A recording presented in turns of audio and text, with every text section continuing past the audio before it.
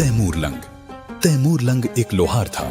परमात्मा कबीर जी उन्हें एक जिंदा साधु के रूप में मिले थे।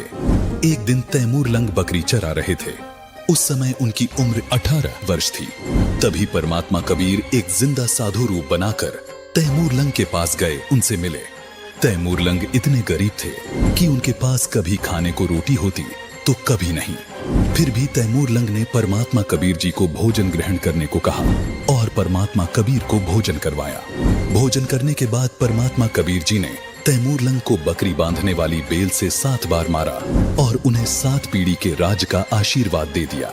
इसी कारण परमात्मा कबीर के आशीर्वाद से धीरे धीरे तैमूर लंग ने इराक, ईरान, तुर्किस्तान पर कब्जा कर लिया।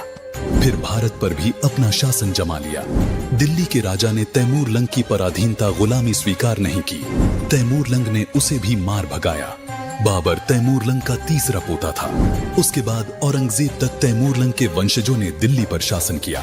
औरंगजेब के बाद तैमूर लंग का राज्य टुकड़ों में बंट गया। इसका प्रमाण हमें गरीबदास जी की वाणी में भी देखने को मिलता है।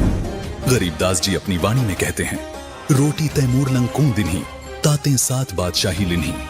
एक दिन तैमूर लंग शिकार पर गया था। वर्द हो गया था। परमात्मा कबीर जी दोबारा उसी जिंदा साधु का वेश बनाकर तैमूर लंग से मिले। उसको समझाया कि भक्ति कर राजा, नहीं तो नरक में गिरेगा।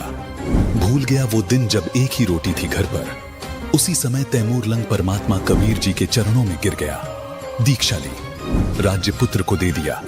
10 वर्ष और जीवित रहा। वह परमात्मा कबीर जी द्वारा बताई भक्ति की।